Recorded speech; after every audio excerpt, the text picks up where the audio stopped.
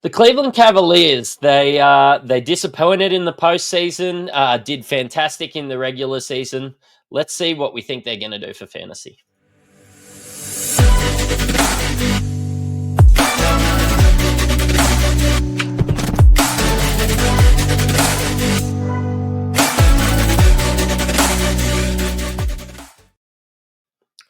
Malley, how are you, mate? It's a public holiday up here in sunny rural Queensland, so we get some morning podcasts. Exciting to have a coffee instead of a beer.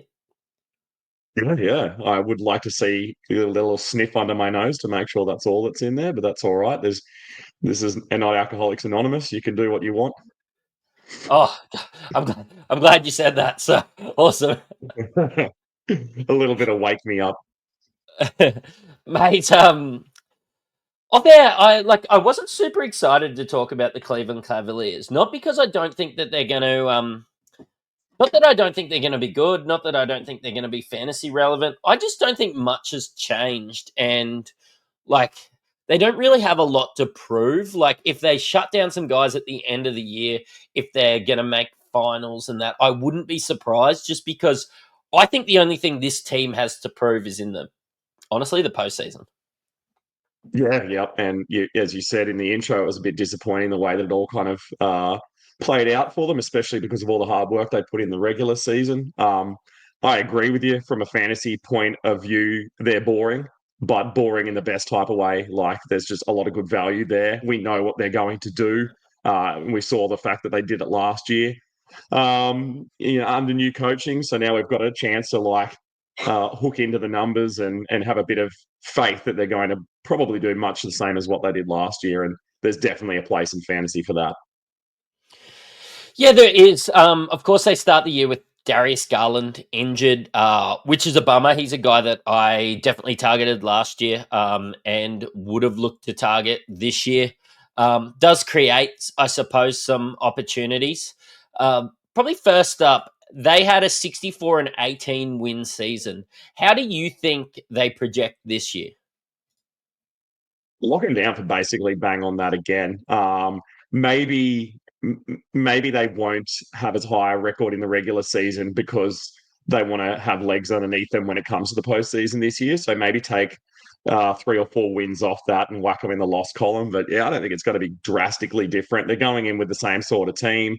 Obviously, as you said, Darius Garland out for maybe a month or so with his injury at the moment. And he's the guy, like you said, you picked him up last season. He was a little bit of the Fred Van Vliet's where he just kept slipping and slipping and slipping. Unlike Fred, he had a pretty sweet season. When all was said and done, he actually played pretty well. But yeah, obviously gives us a little bit of room to pick up Lonzo Ball, maybe in your little flyer pickup and get a couple of months of value out of him before he becomes redundant when Garland comes back. Yeah, and that's probably a good time to bring it up. So the outs this year was Ty Jerome.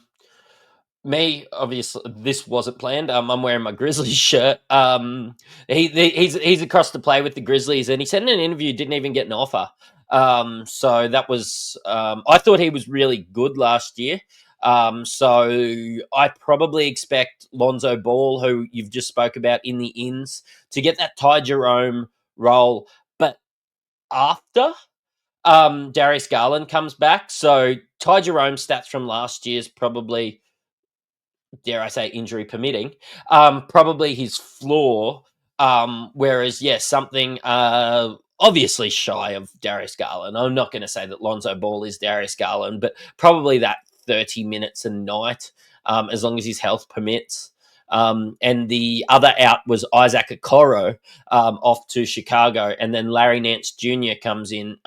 Bit of a Swiss Army knife. I think that he's really good for a contending team, but not someone that we will bring into fantasy outside of, honestly, probably he's really good at, I think it's steals. He jags some steals.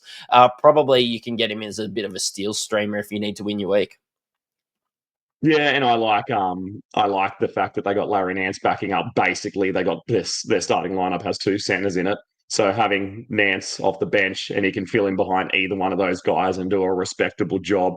You're right, he kind of went wild and got silly steals last year, but I can't see him doing that on a regular basis. That's just he's a plug and play kind of guy. If you see one of those two guys go down, he doesn't do much else. But yeah, you're right. He's a Swiss Army knife.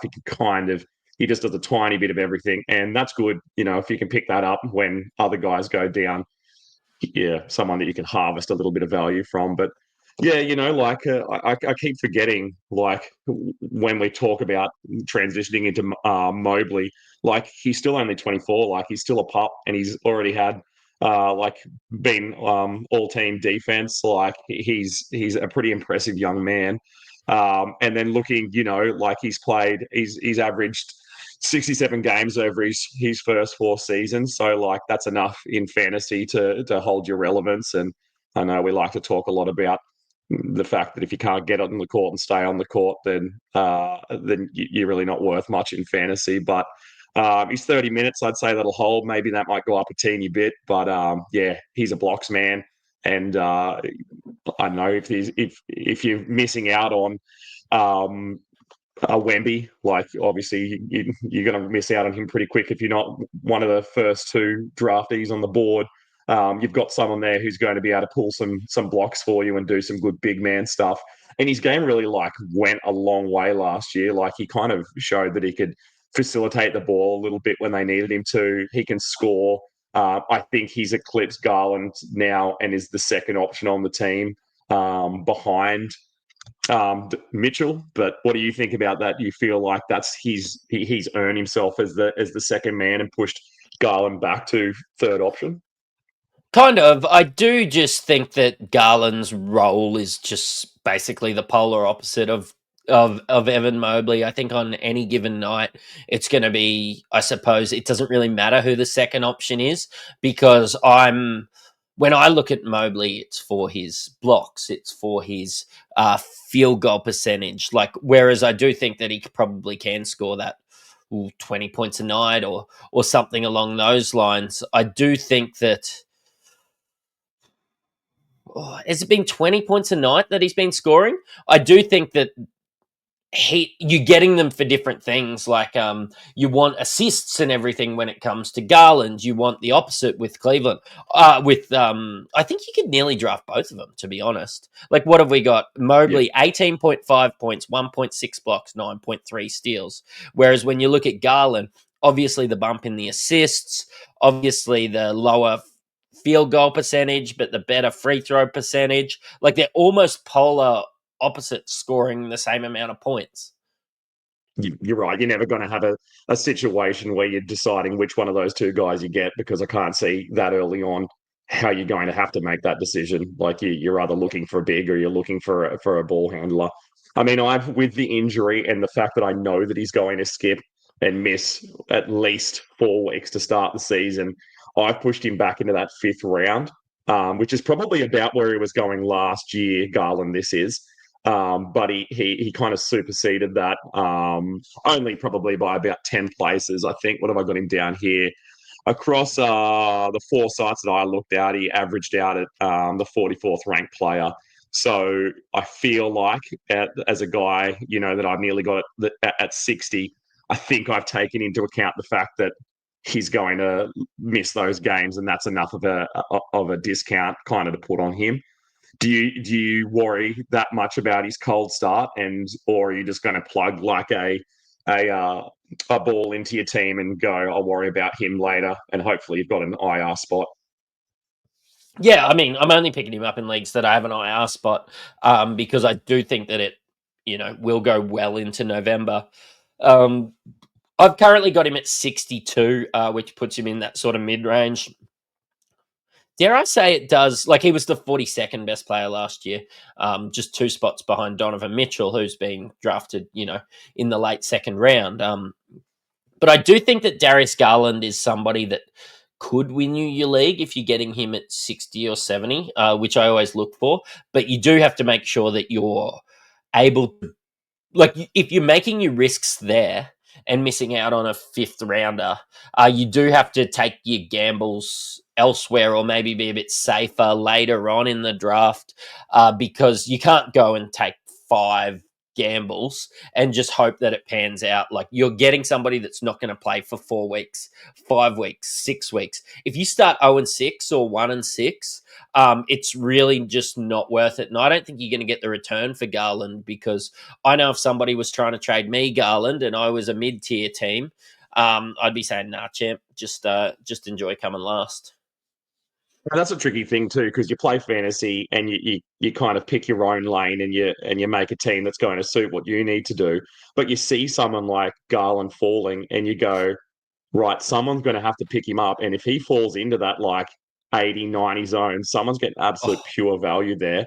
And that's a hard part of the game to play, is where you've got to think about, damn, like I just can't let someone else have him at this point. Like I'm going to have to yeah. cop those first 6 weeks, which from playing with me for long enough that I absolutely couldn't do. If I'm not winning in the first week, I'm burning my whole team to the ground, where you have a modicum of patience and you'll wait for someone to get healthy again, but that's not my game.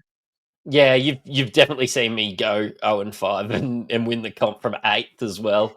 Whereas I'm a miss the playoffs or win the comp kind of guy. I don't come second, third, or fourth very often. Which the fans that listen to my Supercoach team, I think I was 24th in Australia last week. Out of about 200,000, and I would have been about 140,000th this week. So yeah, Yeah. that's So just you're an all or nothing man. yeah, that's my personality. We've mentioned Darius Garland. We've of course mentioned Ty Jerome getting knocked out of there. We've mentioned a lot of these guys. When you look at the top five, um, you're, by the sounds of it, expecting Lonzo Ball to start the year. And would you take a flyer on him in like the last round, or do you think you'd have to pick him up at like 120, or what do you think? I've got him down presently at 134. So I have him, in that kind of 12th round kind of area. Um, if you're going to pick up somebody he's a perfect guy for me, because I want someone straight away who's going to give me value, and that I'm going to churn through the waiver wire, and as soon as even there's a conversation about Garland coming back, there goes Lonzo. What Lonzo does is he gets steals. He might put up a few points up. His assists are going to look better than they have in quite a long time, especially because he's been one of five starting caliber guards in Chicago. So that's going to be a nice little change up for him. But yeah, I'm not going to do anything rash. Obviously, if I could get someone who's got a little bit more value. But I think when I draft my team, that last spot, picking up someone like Lonzo is a great deal for me, because that gives me enough, 2 weeks for the dust to settle, and I can see who these guys who've been left on the wire, who nobody really thought was going to have value, like potentially a Dyson Daniels. Not going to happen this year, but last year I picked him up off the waiver wire, and it would be pretty sad if I held Lonzo Ball over someone like him. So yeah, I'll grab him. Yeah, no, sounds good. Well, that's the point guard spot. The next one's Dono Mitchell. We kind of haven't talked about him much this episode. Is that because you expect it to be much of the same? His ADP last year was relatively high. I'm just going to look at what it was last year. This year, he's finished at the. So he's drafted as the number 20 or the 23rd average pick this year. Was the 40th pick last year. Might get a bump in assists and that with Darius Garland out. But do you think that represents value, or do you think he's going to be more like the 40th pick again, or somewhere in the middle? Where are you drafting Dono Mitchell? Well, yesterday in a mock draft, I apparently drafted him with my second pick, because that's where ESPN decided in its wonder and glory that it was going to place him for me while I was still on auto draft mode. I wouldn't pick him up that early. That seems a little bit rash. There must have been so much value left on the board that I basically ignored in his pickup. He's the kind of guy, like, if you look at his skill set, you're probably paying more for a name. Like, I think people still have Utah, Donovan Mitchell stuck in their head, where he's a safe dude, like he's really like Tobias Harris, but obviously a much higher pick, But you look at what he does here, like he's above league average in free throws, quite a far way above in 3-point made, points, assists, steals. He's slightly below in field goal percentage, blocks, and turnovers. But he doesn't really damage you much. Like I was trying to find a way that I could, build a punt, build around him, and I guess you could go punt, field goal. But even then, he's not in the same league as someone like a LaMelo Ball or a Fred VanVleet or someone like that who's really setting you at a deficit in field goal percentage. He's 28, so he's kind of like in the prime of his career right now. But I think a lot of people took him last year and thought they were going to get a higher value out of it than what they did. I would have never picked him up at 20, where you said that he was being where his average of draft was. But I think there wouldn't have been a lot of draft boards where he would have fallen to 40, which is where he ended up at the end of the season. Does he interest you in the slightest, or can he be someone else's? I don't think he is the problem. So if I've went a really risky first and maybe second round pick and he's still there in the probably the mid to late 20s where I sit with Donovan Mitchell, I could see myself having a stab at him just because he doesn't hurt you. You know what you're going to get. Played 71 games last year. I think he will get a bump while Garland's out and then sort of plateau out a bit later on in the year. I do think he's a good pick, but good at 25. I do think there's some people probably reaching for him. I've seen him taken in the probably 14 to 20 range in some of the mocks that I've done. I think that that's not value.